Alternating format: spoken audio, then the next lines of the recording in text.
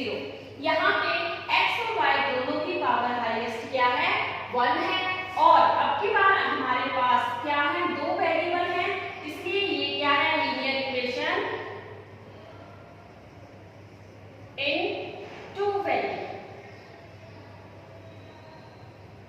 ठीक है, ऐसे आपके पास इक्वेशन इन 3 वेरिएबल भी हो सकती है, 4 वेरिएबल भी हो सकती है, लेकिन हमारे पास जो चैप्टर में आएंगी वो क्या है लीनियर इक्वेशन इन 2 वेरिएबल का चैप्टर है हमारे पास, तो हम लीनियर इक्वेशन इन 2 वेरिएबल ही पढ़ेंगे अभी।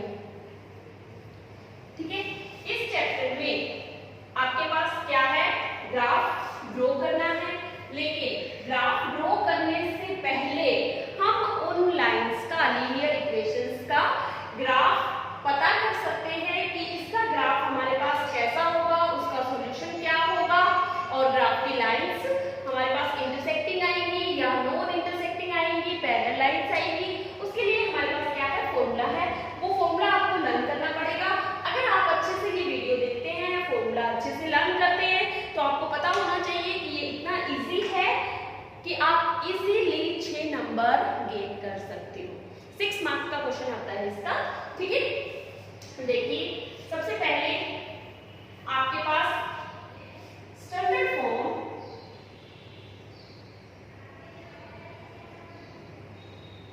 Of linear equation in 2 variable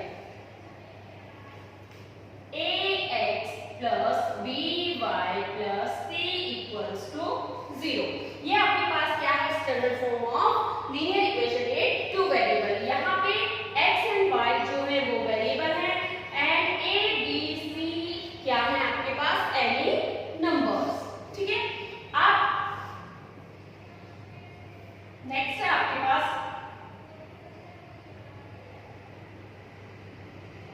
ratio, ये टेबल आपको अच्छे से लर्न करनी है। सेकंड है आपके पास नेचर ऑफ लाइंस, सॉल्यूशन,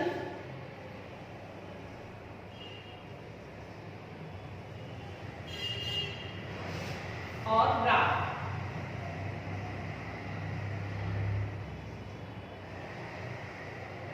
ठीक है, अब इसके अंदर आपके पास रेशियो है। सबसे पहले क्या है a1 upon a2 is not equal to b1 upon b2। अगर आपके पास a1 अपॉन a2 इक्वल नहीं है b1 अपॉन b2 के, देन नेचर ऑफ लाइंस क्या हो जाएगा आपके पास intersecting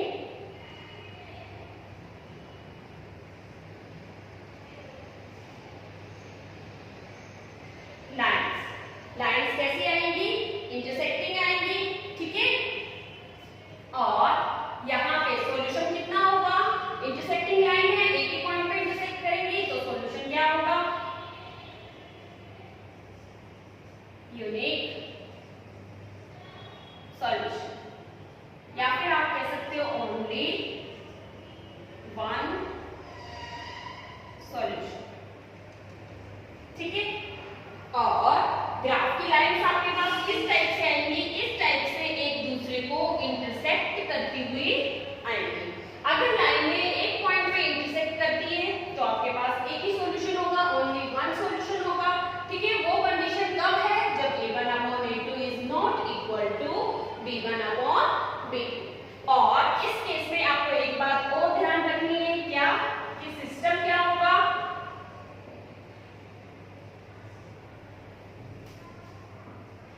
system of pair of equations. क्या होगा सिस्टम कंसिस्टेंट। कंसिस्टेंट होगा सिस्टम आपके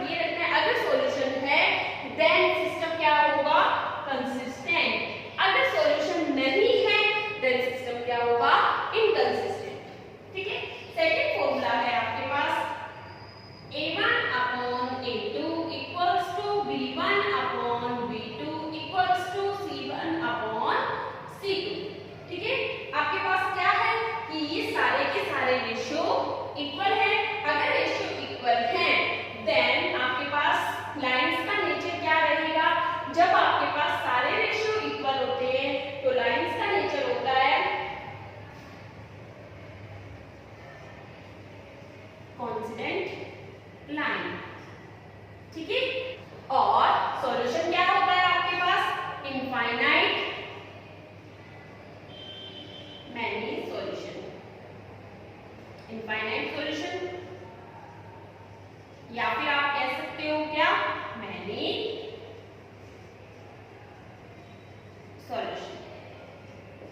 ठीक है, और आपके ग्राफ की लाइंस कैसे आएंगी? अगर आपके पास ग्राफ में एक लाइन आ गई है ऐसे, तो दूसरी लाइन भी इसी के ऊपर ही आ जाएगी। जैसे मान लो जब आप ग्राफ बनाते हो तो आपके पास ये 3 पॉइंट क्या थे, आपके उस ग्राफ की लाइन के पॉइंट थे, और दूसरी लाइन जब आप बनाते हो तो उस ग्राफ की लाइन के पॉइंट ये आ जाते हैं। तो एक लाइन के ऊपर ही जब दूसरी लाइन आ जाती है तब आपके पास कितने सॉल्यूशन होते हैं, मैनी सॉल्यूशन। देखो यहाँ पे हमने क्या पढ़ा था, अगर दोनों लाइनें एक ही पॉइंट पे इंटरसेक्ट करती है तो एक ही सॉल्यूशन होता है। अब एक लाइन पूरी की पूरी क्या कर रही है, दूसरी लाइन के कोइंसाइड कर रही है, दूसरी की लाइन के ऊपर है।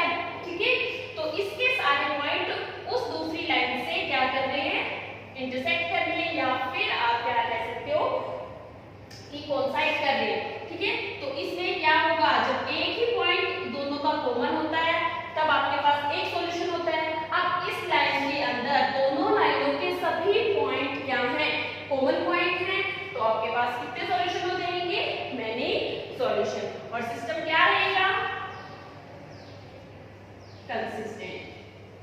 ठीक है, क्यों, क्योंकि मैंने आपको पहले भी बताया है क्या, कि अगर सॉल्यूशन है तो सिस्टम कंसिस्टेंट, अगर सॉल्यूशन नहीं है तो सिस्टम इनकंसिस्टेंट। थर्ड है आपके पास फॉर्मूला क्या, a1 upon a2 equals to b1 upon b2 is not equals to c1 upon c2। देखो इसमें क्या है, a1 upon a2 तो इक्वल है, लेकिन c1 b1 upon b2 c1 upon c2 के इक्वल नहीं है। इस केस में आपके पास नेचर ऑफ लाइंस क्या होगा, पैरेलल लाइंस। ठीक है, लाइंस जो है वो ग्राफ की कैसी आएंगी, पैरेलल आएंगी। अगर लाइंस पैरेलल हैं, पैरेलल लाइन कभी भी इंटरसेक्ट नहीं करती, अगर वो इंटरसेक्ट नहीं करेगी तो सॉल्यूशन भी नहीं होगा, तो नो सॉल्यूशन। ठीक है, और ग्राफ की लाइंस आपके पास किस तरह से आएंगी, एक लाइन है जो उसके पैरेलल ही दूसरी लाइन मिलेगी आपको। ठीक है, और जब आपके पास सॉल्यूशन है ही नहीं तो सिस्टम क्या होगा, इनकंसिस्टेंट। तो यहाँ पे हम क्या लिखेंगे, इनकंसिस्टेंट।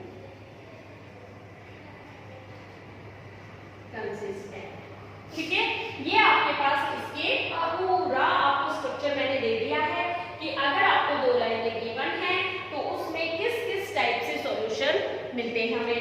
ठीक है, इसमें अलग अलग तरह से देखा जाए तो आपके अलग अलग टाइप के क्वेश्चन बन सकते हैं। जैसे आपको दो इक्वेशन दे दी जाए, आपसे पूछा जाए नेचर ऑफ लाइन क्या है, इंटरसेक्टिंग लाइन है या कांस्टेंट लाइन है या फिर पैरेलल लाइन है, या फिर आपसे ये सॉल्यूशन पूछ लिया जाए, यूनिक सॉल्यूशन है, नो सॉल्यूशन है, या इनफाइनाइट मैनी सॉल्यूशन है, या फिर आपसे पूछ लिया जाए कि सिस्टम क्या है लीनियर लाइन का, लीनियर इक्वेशंस का जो आपको गिवन है, उनका सिस्टम कंसिस्टेंट है या inconsistent.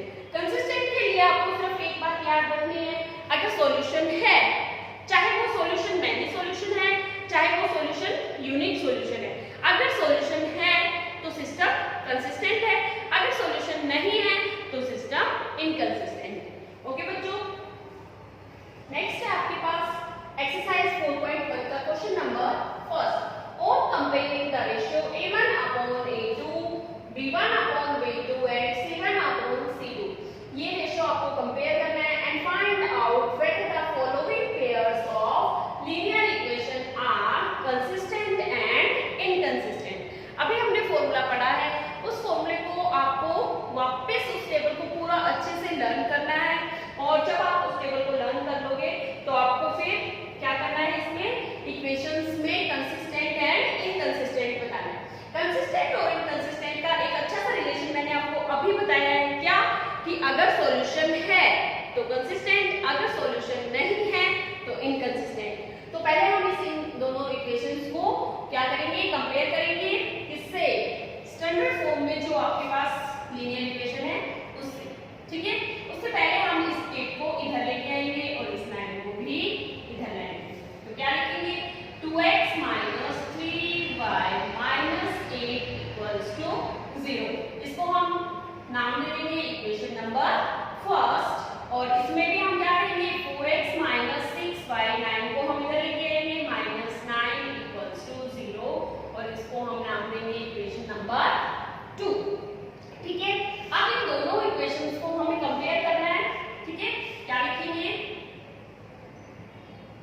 Comparing both equations with ax plus by plus c equals to 0। ठीक है, अगर हम इक्वेशन नंबर फर्स्ट को कंपेयर कर रहे हैं इसके साथ, तो हमारे पास a1 b1 और c1 की वैल्यू आएगी। अगर हम इक्वेशन नंबर सेकंड को कंपेयर कर रहे हैं इसके साथ, तो हमारे पास a2 b2 और c2 की वैल्यू आएगी। ठीक है, ध्यान रखना है कि आप इक्वेशन फर्स्ट को कंपेयर कर रहे हो या सेकंड को। पहले हम फर्स्ट को कंपेयर करते हैं, तो आपके पास a1 की वैल्यू क्या है 2, यहाँ पे x के साथ a, यहाँ पे x के साथ 2, तो इसका मतलब फर्स्ट इक्वेशन में a की वैल्यू कितनी है 2 और फर्स्ट इक्वेशन में b की वैल्यू क्या है -3 और c की वैल्यू क्या है -8। ठीक है, अब आपके पास दूसरी इक्वेशन को कंपेयर करना है आपको। दूसरी इक्वेशन आपके पास क्या है इक्वेशन नंबर 2, यहाँ से a की वैल्यू 8, 2 की वैल्यू क्या आ जाएगी 4, b2 की वैल्यू आपके पास -6 एंड c2 की वैल्यू आपके पास -9 आ जाएगी। ठीक है, कंपेयर करने के बाद आपको क्या निकालना है रेशियो। तो रेशियो में a1 अपॉन a2 कितना आ जाएगा, a1 की वैल्यू 2, a2 की वैल्यू 4, काटेंगे इसको तो 1/2 आ जाएगी आपके पास। फिर आपको b1 अपॉन b2 की वैल्यू निकालनी है। b1 क्या है आपके पास -3 और b2 क्या है आपके पास -6। 3 की टेबल से दोनों कट जाएंगे, आपके पास कितना आ जाएगा 1/2। फिर आपको क्या निकालना है c1 अपॉन c2। c1 की वैल्यू आपके पास क्या है -8 और c2 की वैल्यू आपके पास 9। यहाँ से माइनस कर सकता है, लेकिन आपके पास 8 और 9 नहीं लगेंगे। तो देखो आपके पास क्या आ गया a1 अपॉन a2 और b1 अपॉन b2 तो इक्वल है, तो हम क्या लिख सकते हैं here a1 upon a2 equals to b1 upon b2। ये भी 1/2 है, ये भी 1/2 है, ये दोनों तो आपके पास इक्वल आ गए, लेकिन c1 अपॉन c2 इनके इक्वल नहीं है, तो हम क्या लिखेंगे is not equal to c1 upon c2। ठीक है, आपके पास ये कंडीशन आ गई और हमने 3 कंडीशंस अभी लर्न की थी, उनमें से एक कंडीशन यही थी। ठीक है, उस कंडीशन में आपको क्या पता चला था कि क्या नहीं है इसमें सॉल्यूशन नहीं है, नो सॉल्यूशन। ठीक है, फर्स्ट कंडीशन आपकी मैं यहाँ पे कंडीशन लिख देती हूँ सभी की। आपके पास फर्स्ट कंडीशन क्या थी a1 upon a2 not equal to b1 upon b2, तो क्या था यूनिक सॉल्यूशन। ठीक है, सेकंड क्या था आपके पास a1 upon a2 equals to b1 upon b2 equals to c1 upon c2। इसमें आपके पास क्या था मैनी सॉल्यूशन। ठीक है, और थर्ड वन आपके पास क्या था इसमें a1 upon a2 is equals to b1 upon b2 not equals to c1 upon c2। ठीक है, इसमें हमने क्या कहा था नो सॉल्यूशन, जिसमें हमारे पास पैरेलल लाइंस आएगी उसमें हमने क्या कहा था नो सॉल्यूशन। अब इन तीनों में से आपका जो आंसर आया है वो कौन से रेशियो से मैच करता है इससे। ठीक है, तो इसमें हम क्या लिखेंगे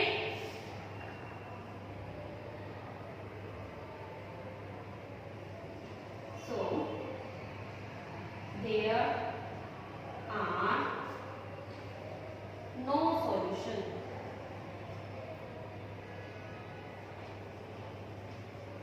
इस फॉर्मूले के अकॉर्डिंग इन इक्वेशंस का कोई भी सॉल्यूशन नहीं है। अगर सॉल्यूशन नहीं है तो आपने अभी फॉर्मूले पढ़े थे क्या कि अगर सॉल्यूशन है तो सिस्टम क्या होगा कंसिस्टेंट, अगर सॉल्यूशन नहीं है तो सिस्टम क्या होगा इनकंसिस्टेंट। तो हम यहाँ पे क्या लिख सकते हैं therefore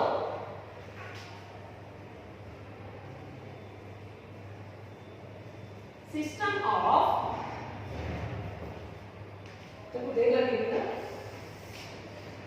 pair of linear equation is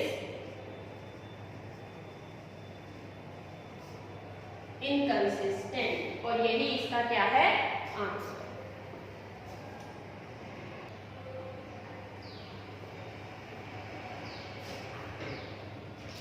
next है आपके पास क्वेश्चन नंबर फर्स्ट का part number second 3x minus y equals to 2 and second equation is 6x minus 2y equals to 4।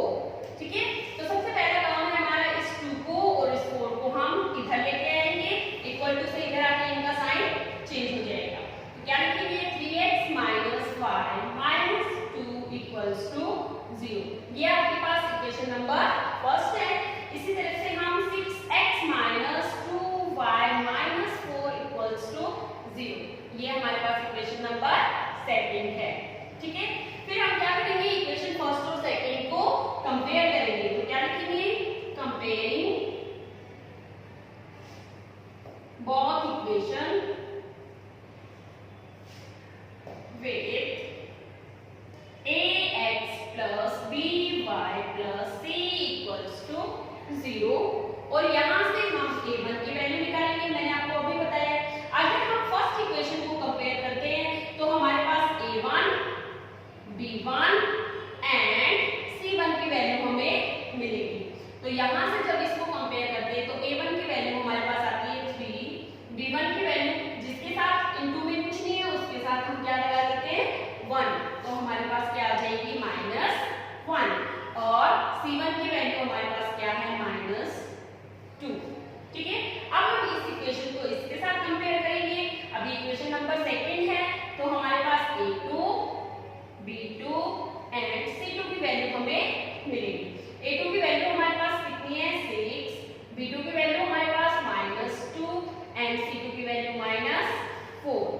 ठीक है, अब हम रेशियो फाइंड करेंगे a1 अपॉन a2। a1 हमारे पास क्या है 3, a2 हमारे पास क्या है 6। अगर हम इनको कट करते हैं तो हमारे पास 1/2 आ जाएगा। फिर b1 अपॉन b2, b1 की वैल्यू हमारे पास क्या है -1, b2 की वैल्यू हमारे पास क्या है -2, माइनस से माइनस कट जाएगा। ठीक है, अब आपके पास c1 अपॉन c2 का रेशियो देखना है आपको -2 एंड -4, ये भी आपस में कट जाएंगे और यहाँ पे वैल्यू क्या आ जाएगी 1/2। अब देखिए a1 अपॉन a2 भी 1/2 है, b1 अपॉन b2 भी 1/2 है और c1 अपॉन c2 भी 1/2 है। ठीक है, नाउ क्या हो जाएगा a1 अपॉन a2 इक्वल है किसके b1 अपॉन b2 के और वो भी किसके इक्वल है c1 अपॉन c2 के। ये सभी रेशियो आपके क्या हैं इक्वल हैं। अगर सारे रेशियो इक्वल हैं तो आपको यहाँ पे मिलाना पड़ेगा कि कौन से फॉर्मूले से मैच कर रहा है। आपके पास formula number second, formula number second में आपके पास सारे रेशियो इक्वल हैं। अगर रेशियो इक्वल है तो सॉल्यूशन क्या होंगे मैनी सॉल्यूशन। तो हम यहाँ पे क्या लिख सकते हैं therefore there are many solution and system is consistent और यही आपका क्या है आंसर। नेक्स्ट है आपके पास क्वेश्चन नंबर फर्स्ट का part number third. Part number third में देखिए कैसे सॉल्व करना है 2x minus 2y, 2 को इधर लेके आएंगे -2 equals to 0, इसको हम देंगे इक्वेशन नंबर फर्स्ट और इधर से आपके पास 4x minus 4y minus 5 equals to 0, इसको इक्वेशन नंबर सेकंड दे देंगे। ठीक है, फिर हम इसको कंपेयर करेंगे comparing both equations with ax plus by plus c equals to 0। जब हम इक्वेशन नंबर फर्स्ट को इससे कंपेयर करेंगे तो हमारे पास a1 equals to 2, b1 equals to -2 and c1 equals to -2 आ जाएगा। फिर हम इसको इससे कंपेयर करेंगे a2 equals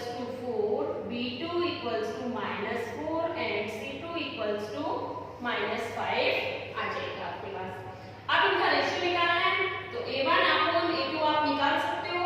a1 देखो यहाँ पे क्या गिवन है 2, a2 कितना गिवन है 4, इनको कट कर दो 1/2। फिर आपके पास b1 अपॉन b2, b1 कितनी वैल्यू गिवन है आपके पास -2 और b2 कितना गिवन है -4, कट करेंगे आपके पास क्या आ जाएगा 1/2। फिर हम रेशियो निकालेंगे c1 अपॉन c2 का। c1 की वैल्यू आपके पास क्या है -2 और c2 की वैल्यू -5। माइनस से माइनस को कट जाएगा, लेकिन a1 अपॉन a2 और b1 अपॉन b2 तो इक्वल आ गए, लेकिन c1 अपॉन c2 इक्वल नहीं है। तो हम क्या लिखेंगे now a1 upon a2 equals to b1 upon b2 और not equals to c1 upon c2। अब आपको देखना है कि ये फॉर्मूला आपके इन तीन फॉर्मूले में किससे मैच कर रहा है, फॉर्मूले नंबर 3 से मैच कर रहा है। तो यहाँ पे हम क्या लिखेंगे therefore there are no solution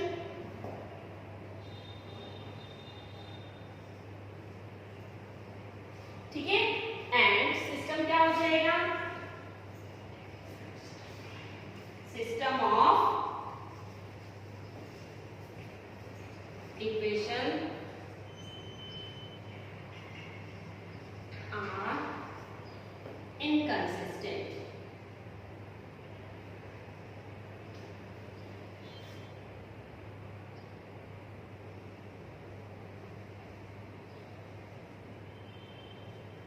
ठीक है, आपको क्या बताया गया था, अगर सॉल्यूशन है तो सिस्टम कंसिस्टेंट है, अगर सॉल्यूशन नहीं है तो system inconsistent. Okay,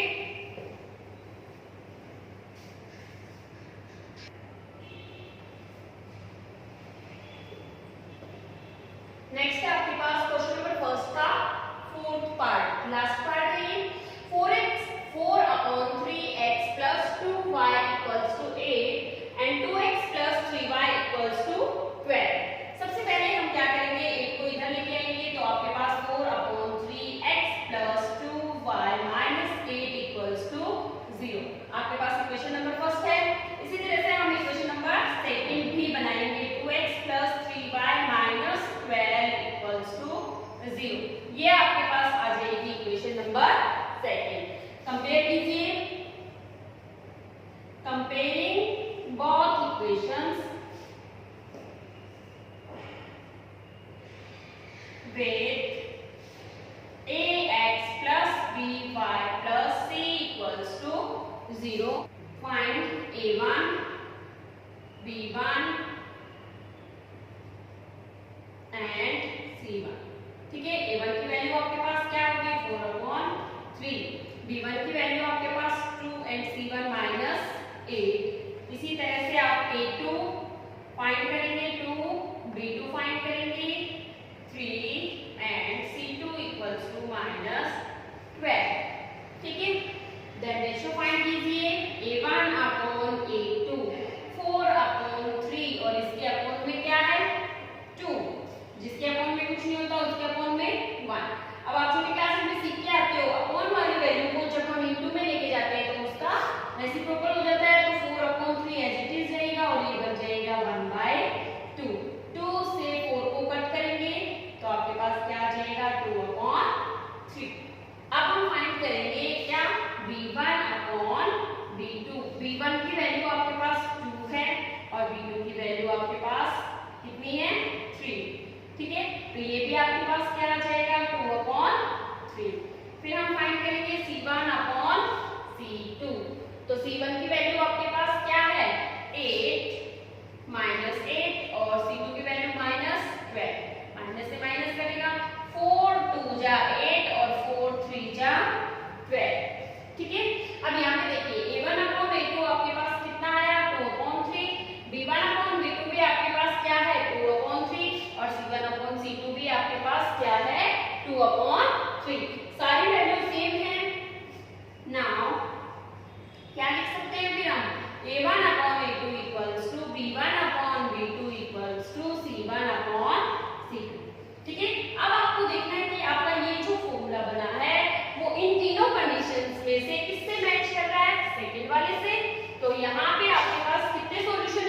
many solution, तो क्या लिखेंगे हम? Therefore there are many solution, ठीक है। And pair of equation is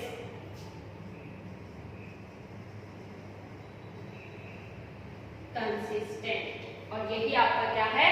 question number first complete. Question number first अगर आपको अच्छे से समझ में आया है तो आप इस वीडियो को लाइक कीजिए, अपने दोस्तों में शेयर कीजिए और सब्सक्राइब